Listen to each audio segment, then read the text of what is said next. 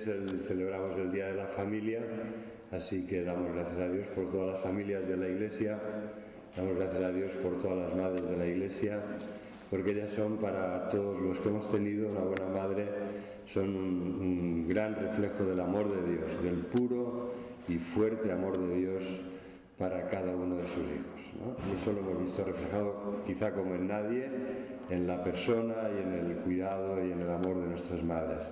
Así que en nombre de la Iglesia, de nuevo, os quiero felicitar a todas las madres y también a todas las familias, porque en definitiva la madre, ¿no? Hay una frase latina que es alma mater, ¿verdad?, que es realmente la esencia de algo, y la esencia de la familia pues lo es también una frase latina que dice pater familias, o sea que queda repartido esto entre el padre y la madre, ¿no? Pero realmente las familias son la esencia de la Iglesia. Cuando Dios bendice las familias de la Iglesia, bendice también a la Iglesia. Es su forma de bendecir a la Iglesia, ¿verdad? Cuando oramos y lo hemos estado haciendo, hemos estado orando para que vengan niños a la escuela dominical. Bueno, pues en un sentido esta oración era que vinieran familias, ¿verdad? Los niños pequeños no van a venir solos, es para que vengan familias a la Iglesia, que podamos acoger con todo el cariño y que nuestra Iglesia pueda ser bendición para ellas, para estas familias y para sus hijos. Así que damos gracias a Dios. Hoy la Iglesia de la Bonanova ha celebrado el Día de la Familia. Yo amo a mi familia. Espero que hoy pues todos salgamos de aquí con esto, que ya lo tenemos claro, pero con esto reafirmado en nuestros corazones. El amor que Dios ha derramado en cada uno de sus hijos debe empezar por y en la familia, ¿verdad?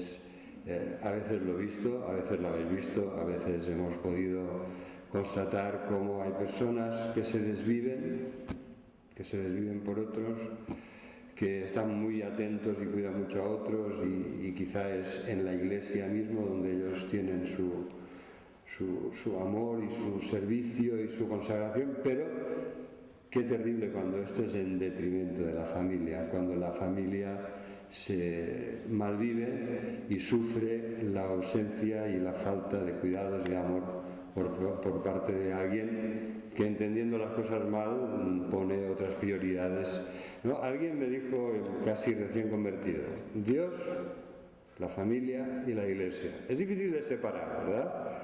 Pero en un sentido estas son las prioridades. Dios, la familia y la Iglesia. Digo que es difícil de separar porque la Iglesia, bien entendida, empieza en la familia. Cuidar de tu familia es también cuidar de la Iglesia, ¿no? Y es en este sentido que no debemos separar lo que está tan entrelazado. Yo quisiera hablaros hoy del Espíritu Santo. Llenos del Espíritu Santo. No, esta es la cuestión. ¿Estamos llenos del Espíritu Santo o no? Esta es la cuestión, ¿verdad? Lo decía Shakespeare en Hamlet, to be o no to be, esta es la cuestión. Pues bueno, la cuestión es, ¿estás lleno del Espíritu Santo? ¿Sí o no? ¿Quién puede responder esa pregunta? Solo tú. En un sentido profundo, interiormente, ¿quién conoce las cosas del ser humano si no es el espíritu de cada uno de nosotros? ¿Verdad? Los demás a veces, yo creo que si alguien está lleno del Espíritu Santo, los demás también lo ven, ¿eh? Los demás también lo saben, los demás también lo notan. No es algo que, como decía Jesús, que cojas una luz, la enciendas y después la tapas con un capazo, con una jarra. No actuamos así, ¿verdad? Cuando las vidas están, la presencia del Señor está palpablemente presente y visible en la vida de alguien, se nota. Cuando en la vida de una persona abunda el fruto del Espíritu, amor, gozo, paz, paciencia, bondad, benignidad, mansedumbre, humildad, fe, dominio propio. Estas personas no hace falta que nos den una tarjeta para decirnos que el Espíritu está presente en su vida. Lo vemos en su fruto, ¿verdad? Que lo bueno que tenga que decir, que no sea que nos colgamos medallas nosotros mismos, ¿no? Qué bueno soy, qué bien lo hago, cuánto me esfuerzo, ¿verdad? Esto no es así. Son los demás los que tienen que hablar bien de nosotros si se da esa situación. Y cuando alguien está lleno del Espíritu Santo, los demás lo ven, los demás lo notan. Pero también es verdad que somos maestros en el arte de dar buena imagen, ¿no? La palabra hipócrita, ¿sabéis? La palabra hipócrita viene del Nuevo Testamento y es aquel que actúa detrás de una máscara. Hupocrites, debajo de una máscara. Eran las máscaras en las grandes representaciones de teatro griego, de las tragedias. Los actores actuaban con unas máscaras, ¿no? Y de ahí viene la palabra hipócrita. Nos ponemos una máscara, hoy podríamos, nos maquillamos, ¿no? Para que las luces, las cámaras capten bien, ¿verdad? Hay algunos que saben, yo me quedo maravillado, el arte de los selfies, ¿no? De las luces, cómo juegan. Con lo que me cuesta a mí apretar el botón correcto del móvil, y ellos saben ahí usar bien la luz, el enfoque, la perspectiva, ¿no? Que salgas tú, que salgan ellos, que salgan todos. Es maravilloso, ¿no? Pues el Señor nos anima a ser sencillos, humildes, transparentes, que la foto realmente refleje lo que hay, que la imagen que damos sea sin fingimientos, sin maquillajes, que sea lo que somos y que sea bueno, ¿no? Que la imagen realmente refleje lo bueno que el Señor está haciendo en nuestra vida. Os voy a poner, algunos, seguro, muchos ya sabréis que los Tesla son un coche codiciado, ¿no? Porque son ecológicos. Lo que no es ecológico es el precio, ¿verdad? Los precios están fuera del alcance de la mayoría. Mira, los jóvenes saben todos son coches eléctricos, pero gran lujo. Hay uno que parece un ave, ¿no? Porque las puertas se levantan así, parece que vaya a volar. En vez de un coche, parece que sea un avión. Pues las puertas se abren hacia arriba y parece que vaya a levantar el vuelo. ¡Qué belleza! ¡Qué lujo! ¡Qué poder! Alcanzan, siendo coches eléctricos, 250 kilómetros por hora. Pueden pasar de 0 a 100 kilómetros por hora en menos de 5 segundos, las versiones potentes de estos autos. Pero, ¿qué les pasa si circulando por el desierto llega un momento que se les acaba la batería? ¿Qué les pasaría? Ay, con todo el cochazo que lleva, un cochazo de 100.000 euros, Los baratitos están que rondan los 100.000 euros. ¿Qué me pasaría si me quedo sin batería y no tengo dónde repostar? Oye, pues con todo el cochazo que tienes, con todo el motor que llevas, con toda la potencia de caballos que puedes disfrutar cuando está el coche en pleno rendimiento, te quedas tirado, te quedas parado, no sirve, no puede andar más, se ha acabado la batería. Separados de mí, nada podéis hacer. ¿Verdad? Somos como los hijos de Dios, los cristianos, los que hemos nacido de nuevo, somos como esos poderosos coches con un potencial tremendo. Pero, dice Jesús, separados de mí, nada podréis o podéis hacer. Y es así, hermanos, o sea, yo creo que algunos sois jóvenes, que envidia nos dais, ¿no? Pero otros lleváis mucho tiempo ya en la iglesia, en el Señor, tenéis mucha experiencia. ¿No ha habido alguna época de desierto en tu vida? ¿No ha habido épocas de sequedad, de aridez, de falta de lo principal? ¿Y por qué es? Porque el brazo del Señor ya no es poderoso como antes, porque el Espíritu de Dios ya no tiene esa fuerza y esa vitalidad que nos transmite. No, hermanos, por culpa nuestra, ¿verdad? Separados de mí, nada podéis hacer. Cuando perdemos el contacto, el auto, el Tesla, tiene que enchufarse, tiene que estar conectado, tiene que recargarse, ¿verdad? Y en un sentido esto es una buena ilustración de lo que tienen que ser nuestras vidas. Recarguémonos, hermanos, cada mañana, cada noche, cada momento que lo necesitemos.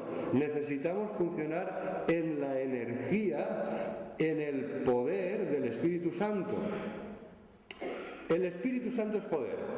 Algunos buscan autoridad, ¿no? Kratos, autoridad. ¿No? Aquí, ¿quién manda? No, hermanos, eso no es la vida cristiana. La vida cristiana es poder, dunamis. ¿Vale? Es una fuerza dinámica, es la energía del Espíritu que nos capacita para la obra de Dios, para hacer los milagros de Dios, para proclamar las palabras de Dios, para anunciar a todos el Evangelio. Eso es la vida cristiana, no es una cuestión de kratos, de autoridad, de quién manda, no, es de quién sirve y en qué poder lo hace, ¿no? Y de esto me gustaría hablaros en esta tarde. Quisiera que reflexionemos en la persona y en la obra del Espíritu Santo, en lo que esto implica para nosotros. Quizá a partir de este momento dice, bueno, pastor, yo eso ya lo sé. Bueno, qué bien. Entonces, casi estoy intentando decir, pues ven y explícanoslo, ¿no? Porque es que el problema no es que lo sepamos o que no lo sepamos, sino si lo vivimos o no lo vivimos. Ese es el kit de la cuestión. ¿Llenos del Espíritu, sí o no? Ese es el kit de la cuestión. ¿Cómo estamos? ¿Cómo vivimos? ¿En qué estado nos encontramos? En primer lugar de todo, el Espíritu Santo, a pesar de lo que puedan decir algunos equivocadamente, no es un poder, no es una fuerza, no es algo impersonal. El Espíritu Santo es Dios y es la tercera persona de la Trinidad. Es Dios, es personal. Estamos hablando de aquel, fijaros bien, que está conmigo para que os hable y que está contigo para que escuches. ¿Vale? Es el que está a tu lado, Parácletos, el que está a tu lado. El que Dios ha enviado a tu vida para que siempre esté contigo y te ayude en todo. Vamos a hablar de Él, el Santo Espíritu de Dios, que es una persona que piensa, que quiere, que expresa su voluntad, ¿verdad? ¿Cómo podéis entender si no? Cuando en Hechos capítulo 15 dicen, nos ha parecido bien al Espíritu Santo y a nosotros escribiros estas cosas, que os las tengáis de carne, de sangre, de la idolatría y de la fornicación. Nos ha parecido bien al Espíritu Santo y a nosotros. O como cuando el Espíritu Santo dice que estaban en la iglesia de Antioquía orando y ayunando, adorando al Señor, y entonces el Señor apartó, el Espíritu Santo apartó a Pablo y a Bernabé para su viaje misionero. Es una persona. Ahí estaban orando, buscando al Señor, buscando la voluntad de Dios, y el Espíritu Santo piensa, se expresa, dirige, de tal manera que la Iglesia sepa lo que debe hacer. El Espíritu Santo sobre todo se caracteriza porque nos habla de parte de Dios, nos habla. A ver, algunos dicen, ay, que José Luis se ha hecho pentecostal. No, hermanos, es que porque es que el Espíritu, que yo sepa, no tiene el monopolio ninguna denominación, llámese como se llame pentecostal, se llame Asamblea de Dios, se llame la Iglesia del Espíritu Santo. El Espíritu Santo es el don de Dios para todos sus hijos y para todas sus hijas. Por lo tanto, podemos hablar del Espíritu y creedme que es importante que tengamos claro quién está a nuestro lado y lo que va a hacer en nuestra vida. El Espíritu Santo habla. El Espíritu Santo, en el libro de los Hechos, capítulo 1, versículo 16, dice: era necesario que se cumpliese la Escritura en la que el Espíritu Santo habló por boca de David. ¿Vale? El Espíritu Santo habla y viene hablando desde hace muchos siglos. Es, por así decirlo, Jesús es la palabra de Dios y el Espíritu Santo es el que realiza y ejecuta y hace audible y prepara nuestros corazones para que recibamos esa palabra de Dios. El Espíritu Santo testifica, ¿no? Como dice el autor de Hebreos. Esto ha hablado el Espíritu Santo, el cual da testimonio, ¿verdad? No solo habla, sino que lo hace de forma solemne y de una forma llena de autoridad y testimonio para todos los que quieran escuchar. El Espíritu Santo es una persona, siente. ¿Alguien te ha dado algún motivo de tristeza alguna vez? Por favor, levanta la mano. Ah, sí, no, pero lo quería hacer al revés. Gracias por la sinceridad. Yo también. Pero quería hacerlo al revés. Digo, como alguien levante la mano, no es de este mundo, ¿verdad? Si alguien no ha recibido ninguna decepción, desengaño, tristeza, injusticia, no debe ser de este mundo. Pues, fijaros, el Espíritu Santo es una persona que se entristece. No contristéis. No lo contristéis, ¿vale? Que es una forma, en un castellano un poco antiguo, de decir, no lo entristezcáis.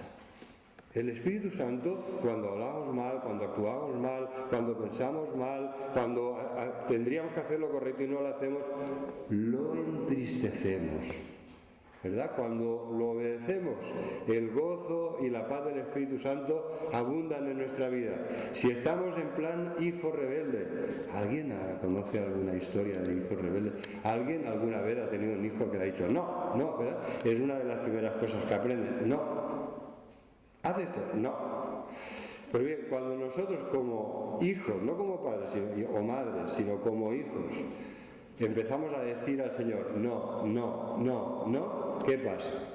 Le entristecemos, hermanos. Le llenamos de tristeza. Así lo dice Efesios 4:30. El Espíritu Santo te guía. Si alguien no es guiado por el Espíritu Santo de Dios, no es hijo de Dios. El Espíritu Santo, eso lo dice Pablo, Romanos capítulo 8. Si alguien no es guiado por el Espíritu de Dios, no es hijo.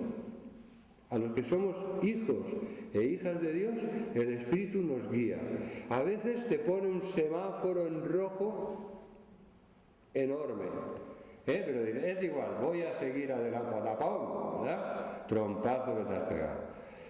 Y bueno, gracias a Dios, Dios es bueno y misericordioso, te puedes levantar, Él siempre nos ayuda.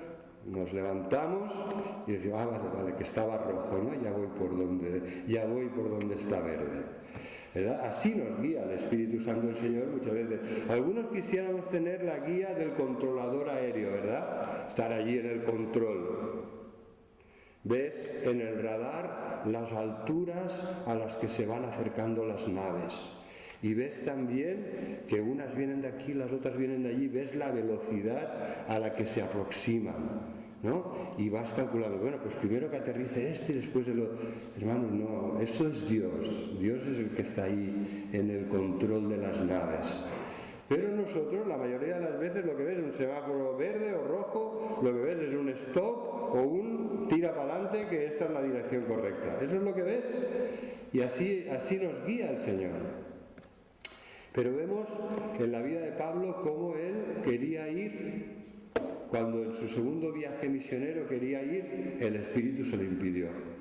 Quería ir primero al sur, el Espíritu se lo impidió. Quería después pasar a las regiones del norte, del Asia Menor, el Espíritu se lo impidió. Y al final tiene una versión de un varón macedonio, es decir, griego, seguramente Lucas, que le dice, ven a Macedonia y ayúdanos. Y entendieron claramente que el Espíritu les estaba guiando a predicar el Evangelio en Europa. Y gracias a que no dijeron que no, pues el Evangelio está en Europa desde entonces. Por ahí entró, por Filipos, ¿verdad? Realmente la Biblia está llena de historias bonitas de cómo el Espíritu nos guía.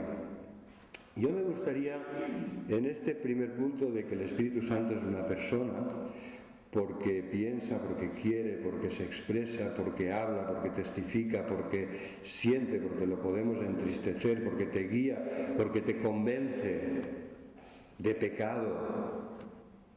Si no, ninguno de nosotros de los que estamos aquí se habría convertido al Señor si no nos hubiera convencido de pecado.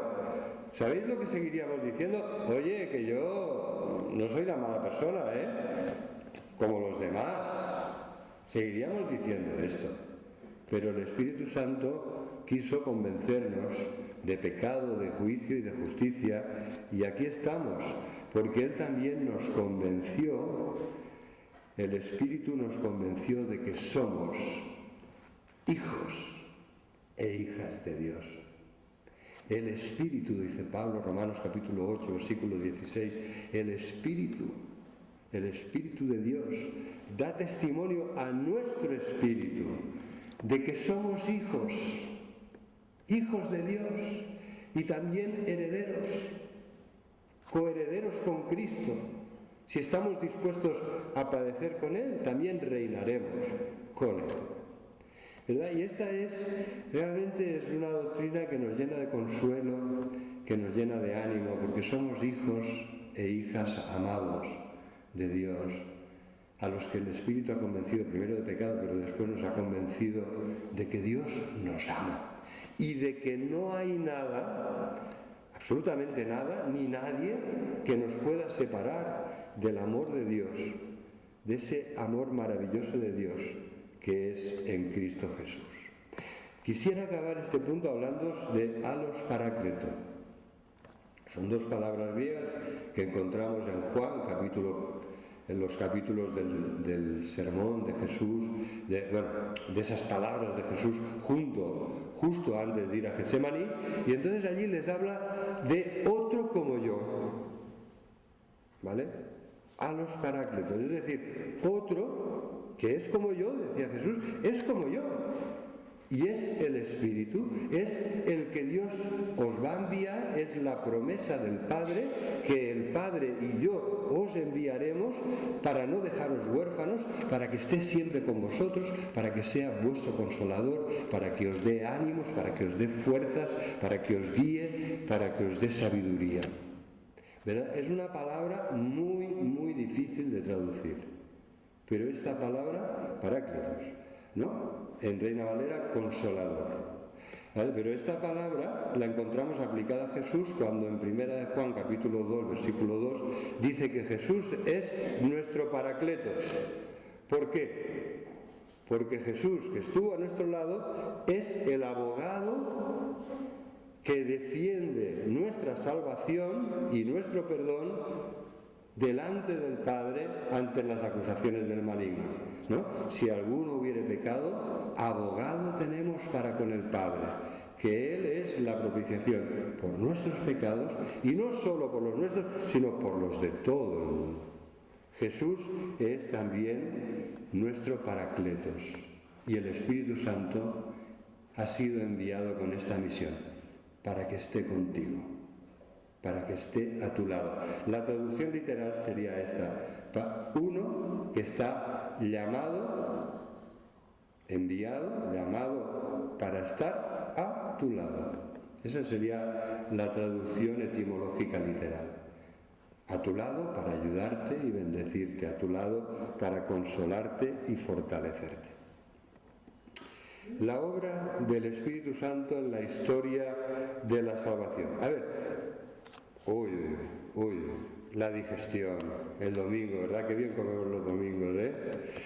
Así que ahora paro yo y habláis vosotros. ¿Cuál es la primera mención del Espíritu en la Biblia? Hablando del Espíritu. ¿Y cuál es? Uy, otra vez, gracias, otra vez una palabra difícil de traducir, porque dice que en el principio creó Dios los cielos y la tierra, que la tierra estaba desordenada y vacía. Los franceses tienen una expresión que es literalmente la transliteración de lo que dice ahí, desordenada y vacía. Tohu bohu. ¿Lo has oído?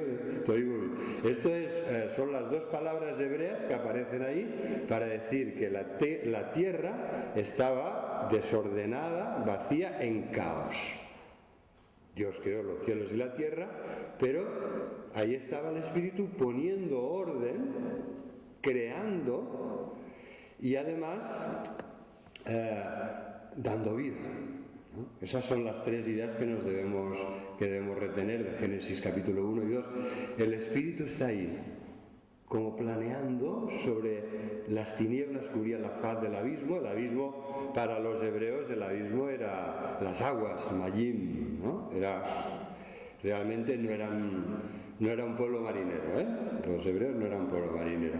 O sea, cuando hablaban del abismo, de ese lugar de aguas tenebrosas, para ellos eso evocaba algo muy peligroso, ¿no? Entonces ahí está ya presente el Espíritu de Dios, que la palabra que utiliza es como un movimiento suave, como el de un ave cuando vuela, y está ahí poniendo orden en el caos en el que se encuentra la tierra.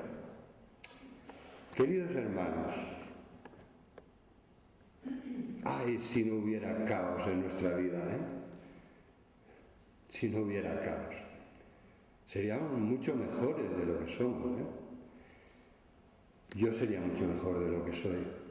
O sea, no quiero, por una parte no quiero ni generalizar, ni quiero que te sientas ofendido, pero esto lo debemos aplicar a nivel personal, ¿sabéis? Hay caos.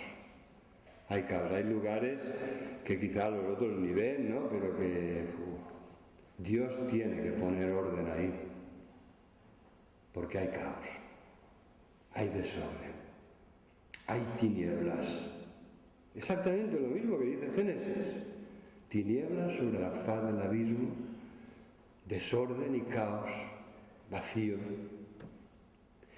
Y así están nuestras vidas. ¿Verdad? Parece mentira, parece imposible. Somos hijos de Dios, somos hijas de Dios. Parece imposible. Pero hermanos, seamos sinceros. Hay cosas que Dios tiene que arreglar, que están mal. Que el Espíritu tiene que estar ahí también, poniendo orden, paz, amor, luz, porque están mal.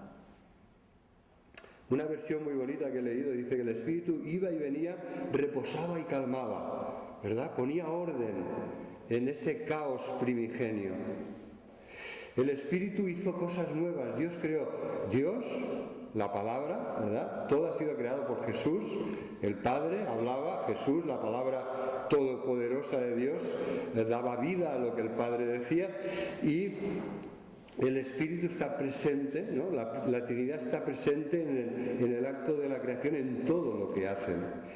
Y hacen cosas nuevas. Sea la luz, que aparezcan en el cielo las lumbreras, que la tierra produzca las plantas, que las aguas produzcan los peces y las aves, que en la tierra haya animales de toda clase y de toda especie. Y por último, al final, la corona de la creación de Dios. Tú y yo, el hombre, la mujer. Ahí está, a imagen y semejanza de Dios. En ese plural, ¿verdad? Dios dialoga, hagamos al hombre a nuestra imagen y semejanza, y varón y hembra los creó. Y vio Dios que era bueno, y que era bueno en gran manera. Todo lo que Dios había hecho era bueno en gran manera. Así que el Señor nos ayude a poner paz cuando en nuestra vida hay angustia, hay preocupación, a causa del caos que hemos permitido en nuestro interior, a causa de adicciones destructivas, a causa de relaciones rotas y caóticas. Que el Señor ponga por su Espíritu la vida, la paz y el orden que tanto necesitamos, porque nuestro Dios Es un Dios de orden, ¿verdad? Esto les gusta mucho decirlo en las iglesias de Suiza. Es un Dios de orden, Suiza, que todo funciona como un reloj. Es verdad, hermanos, nuestro Dios es un Dios de orden. Y el Espíritu pone orden donde el pecado siembra la ruina y el caos. Allí pone el Señor orden. Y vida. ¿Dónde aparece la palabra vida aquí en Génesis? ¿Alguien me lo sabría decir? La palabra espíritu y vida. Hay un binomio espíritu-vida, espíritu-vida. A ver si lo podemos encontrar, porque está aquí, está aquí, en Génesis. Os doy una pista, no solo el capítulo 1, sigamos un poquito adelante por el capítulo 2 y encontraremos esto que os estoy diciendo. Pero en el versículo 7, cuando dice: entonces Jehová Dios formó al hombre del polvo de la tierra y sopló en su nariz aliento de vida, y fue el hombre un ser viviente. Y sopló en su nariz el aliento de vida. Esta palabra aliento de vida, ruach, es la palabra hebrea para espíritu, ruach, ¿verdad? Ruach con una J o una H aspirada muy fuerte al final. La encontramos aquí en el versículo 7 del segundo capítulo. El Señor sopla. El hombre es formado del polvo de la tierra, polvo somos y al polvo vamos a volver, pero lo que nos diferencia es que Dios sopló su aliento de vida en nosotros, su espíritu.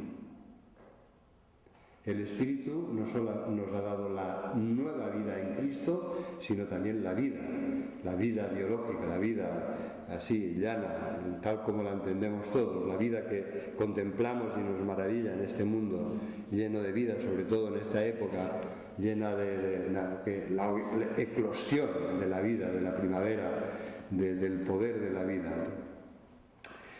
Muy bien, entonces yo quisiera seguir un poco más para hablaros de que el amor y la vida del Espíritu, así como el orden que repara los caos que hemos creado a causa de nuestro pecado, eso es lo más importante, eso es lo que hemos de buscar, eso es lo que hemos de pedir en oración, queridos hermanos.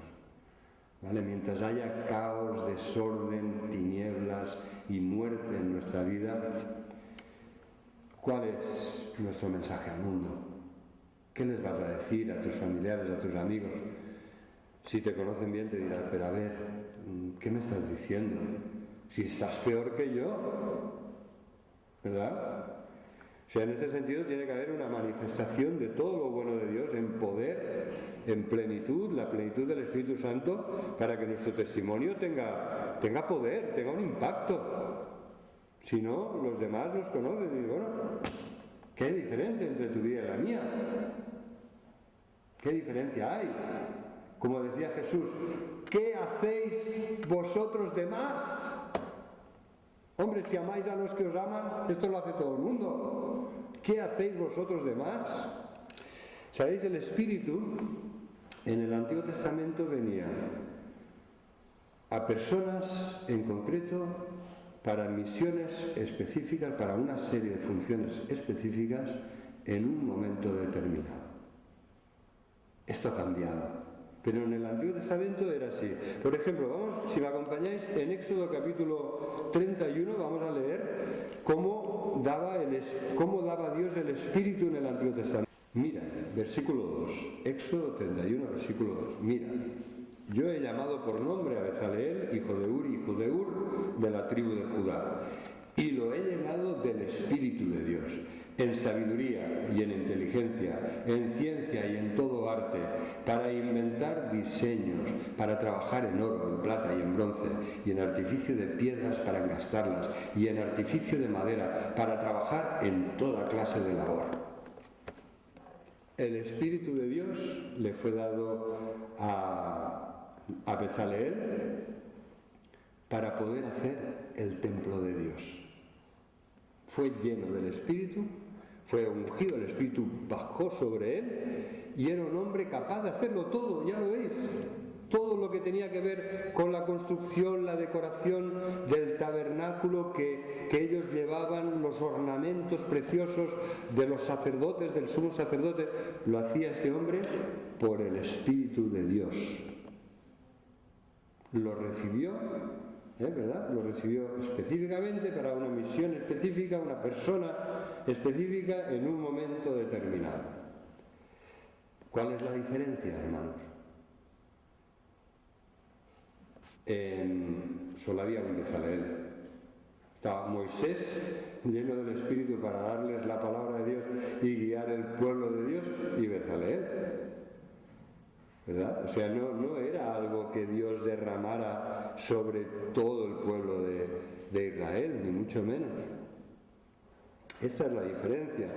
Yo me acuerdo en una ocasión, se puede ser un buen artesano, un buen profesional, sin la ayuda del Espíritu. En un sentido, Dios está presente siempre, en todo y en todos, ¿verdad? En los buenos profesionales, ¿verdad? Yo creo en la gracia común de Dios, es decir, la especial es la que nos salva, pero la común es la que Él da a todo ser humano, por el hecho de que somos creados a su imagen y semejanza, por el hecho de que Dios quiere que vivamos en un mundo donde reine la justicia y la paz. Yo creo que Dios derrama dones mucho más allá de las puertas de la Iglesia, y de hecho también creo que hay una relación entre las capacidades naturales de las personas y los dones espirituales, ¿no? Que Dios, es decir, yo creo que Dios puede santificar para que se utilicen para unos fines buenos y santos los dones, los talentos y las capacidades naturales de las personas. Y eso lo creía también aquel gitanito, ¿verdad? En una ocasión, un querido amigo, misionero, muy bendecido por el Señor, nos hablaba de un gitanito que quería el don del violín. Ya sabéis lo que se dice en catalán, ¿no? De que no hi ha pitjor veí que un aprenent de violí. ¿Vale? Pues este era el gitanito. Gitanito de la iglesia, ¿verdad? Quería tocar el violín, pero claro, conservatorios, escuelas de música, esto funciona así, puede funcionar así. El violín, ahora yo soy muy profano también, ¿verdad? ¿El violín es fácil de aprender? No. O sea, que alguien se ponga a acompañar las preciosas canciones que cantamos con violín, ¿no? Pues esa era la historia de aquel querido hermano que quería el don del violín. Pero mira, era un hermano con una fe y convencido y tozudo, ¿verdad? Perseverante. La Biblia dice tozudo, perseverante. Y se puso a orar, se puso a ayunar, él de rodillas y el violín y el arco, ¿vale? Y oraba y ayunaba y violín y arco. Oigan, de verdad que me daba testimonio, que yo sé que es un hombre que dice la verdad, que aquel hermano tocaba como los ángeles a los pocos meses, O sea, estuvo primero ayunando y orando, quería el don del violín, quería poder tocar el violín en la iglesia, y al final tocaba el violín que estaba los hermanos con la boca abierta. Hermano, quizá tu aportación a la iglesia es tocar el violín. Ya sabes, empieza a orar. O tocar el violín, ya sabéis, puede ser cosas muy prácticas en la iglesia. Hoy Eli no podía montar el café, pobre, viene con su lesión y no está como para muchas carreras y mucho rato de pie. Pues ha habido alguien que ha dicho, pues aquí estoy yo, y lo ha hecho. Gloria a Dios, ¿verdad? Gloria a Dios y gracias a esta hermana que lo ha hecho. Pues la iglesia es la suma de lo que hacemos todos. Qué triste cuando la iglesia es como los partidos del Barça, ¿verdad? El Nou Camp lleno de gente, descansada, llena de energía, frenética, y 11 de un equipo y los 11 del otro cansados con la lengua afuera que ya no pueden más, ¿no? A veces la iglesia parece esto, el partido de fútbol, unos pocos que están reventados que ya no pueden más y todos los demás mirándolos, a ver si marca el gol, a ver si por fin marca el gol. Bueno, pues vamos a cambiar la visión, es de todos. La suma de lo que podemos hacer todos es mucho más de lo que puede hacer Messi, de verdad, mucho más. porque sumamos. Lo que haces tú suma, lo que haces tú también, lo que haces tú también, lo que hago yo también, sumamos. Y la Iglesia es esto. Gracias a todos por la actitud de colaboración. A veces el fallo está en que no nos organizamos bien, mea culpa, ¿vale? Pero gracias a todos por la actitud de colaboración.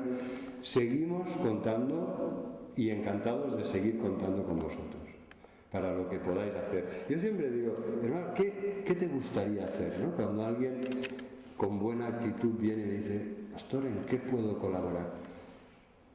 ¿Qué te gustaría hacer? ¿Qué te llena hacer para el Señor? ¿Qué crees que es necesario hacer?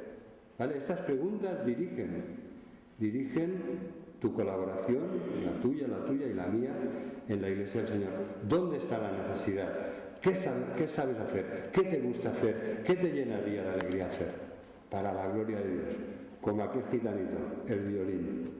¿Verdad? Si se lo pides al Señor, seguro que aprendemos a tocar el violín más rápido de lo que creía Adán que se puede aprender, ¿no?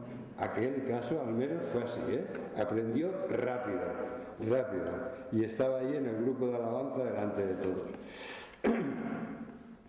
Quisiera hablaros de dos casos más y habrá una segunda parte de este tema del Espíritu que es muy importante. No, pero sí que quisiera dejaros dos casos más. Si yo te hablo de personas santas en el Antiguo Testamento llenas del Espíritu, ¿tú en quién pensarías? En el Antiguo Testamento, que el Espíritu bajaba sobre personas, ¿verdad? Sobre los profetas. David a veces lo sacamos de la categoría, ¿no? Por todo lo que fue su vida, decimos, ay Dios mío, ese David, ¿no? Pero era un hombre de Dios, era un hombre que el Espíritu estaba en él y hablaba por medio de él y nos ha dejado maravillas, ¿no? para la edificación de la Iglesia de todos los siglos. Pero quizás te extrañaría si te hablo de Gedeón, y todavía te va a extrañar mucho más si te hablo de Sansón. Sansón sí que no te va a encajar en absoluto como un hombre del Espíritu, pero lo era. Gedeón era un joven que cuando se le aparece el Señor para encomendarle la misión dice, a ver Señor, pero ¿te has fijado en mí? ¿No? Es un poco como Moisés. ¿Te has fijado en mí? Pero si soy el más pequeño de la familia humilde de este pueblo de avicieritas, ¿verdad? Nadie me va a hacer caso. Pero entonces nos dice el libro de Jueces que Gedeón obedeció a Dios y cuando lo hizo el Espíritu bajó, descendió sobre él, ¿no? Si leemos esto en el libro de los Jueces, que va justo después de Josué, ¿vale? En el capítulo 6 leemos en el versículo 34 que primeramente Gedeón obedeció, ¿sabéis? La prueba era una prueba de fuego, Tenía que coger el ídolo, el Baal del pueblo, romperlo en añicos, quemarlo, y entonces todos a por él, todos iban a matar a Gedeón, porque estaban llenos de idolatría. Pero entonces en el versículo 33 nos dice que los madianitas, el pueblo que podía ser potencialmente su enemigo, y lo era, y los amalecitas, que era el enemigo por antonomasia, madianitas y amalecitas, y también los pueblos de Oriente, se juntaron ahora para atacar al pueblo de Israel y acamparon en Jezreel. Y entonces el Espíritu de Jehová vino sobre Gedeón y cuando éste tocó el cuerno, los abiezeritas se reunieron con él. Y envió mensajeros a Manasés y también a Ser, Zabulón y Neftalí, y todos salieron a encontrarles. Gedeón pasó de ser un joven temeroso a ser un gran líder de Israel. ¿Por qué?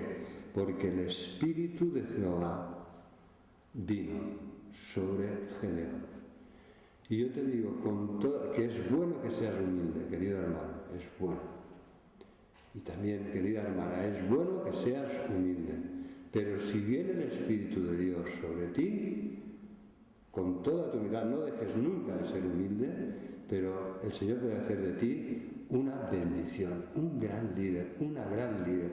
Puede hacer contigo obras grandes para su gloria. ¿Cómo lo hizo con Gedeón? La gran victoria de Gedeón sobre este ejército enorme, que Dios le dijo, no, sobra gente, sobran soldados, despide. A ver, los que se han agachado, fuera, venga, estos no, los que se han agachado para beber, nada, fuera. Pero ahí se quedó al final con 300 y el Señor les dio la victoria, porque el Espíritu del Señor transforma a las personas y puede hacer de nosotros hombres y mujeres útiles para la obra de Dios. ¿Te lo crees? ¿Te lo crees o no? Es así, si no, yo no estaría aquí, ¿verdad? Si el Señor no pudiera transformar las vidas de personas que no iban bien enfocadas, yo no estaría aquí para hablaros hoy, ya no estaría. Entonces es así, hermanos. Y en el caso de Sansón, ¿qué decir del caso de Sansón? Sansón, que era como Julio Iglesias, ¿no? Le gustaban las mujeres, bueno, el vino no, el vino se ve que no, porque había hecho un voto de nazareo, pero Dalila sí, Dalila lo traía loco, Y efectivamente, Sansón, capítulo 15, nos dice que a pesar de ese carácter, ¿no? ¿Sabéis una cosa? Sansón, ¿por qué nos choca tanto? Porque Sansón encarna lo que era su pueblo en aquel momento. Terrible. Cada cual hacía lo que quería. Era el caos, hermanos. El pueblo de Dios en el libro de los jueces es el caos. Gloria a Dios que levanta a un Gedeón y que después levanta a un Jefté y que después levanta a un Sansón, pero era el caos. Y Sansón es un reflejo, es un fiel reflejo de lo que era su pueblo en aquel momento. Por eso nos choca, porque era un pueblo era un pueblo cobarde, era un pueblo que se había doblegado ante el pecado de sus enemigos. Y Sansón aquí en el capítulo 15 y versículo 14 nos dice que,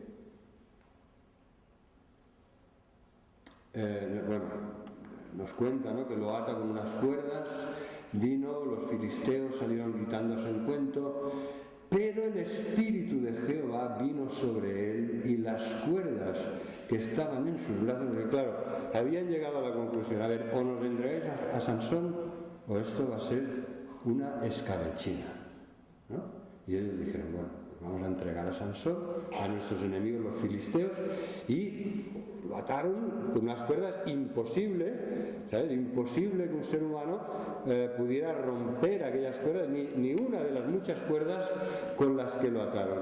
Y entonces cuando llega el momento de la verdad, vino hasta ahí, los filisteos salieron gritando a su encuentro, pero el Espíritu de Jehová vino sobre Sansón y las cuerdas que estaban en sus brazos se volvieron como lino quemado con fuego. Y las ataduras cayeron de sus manos, y hallando una quijada de asno, fresca aún, extendió la mano, la tomó y con ella mató a 1000 hombres.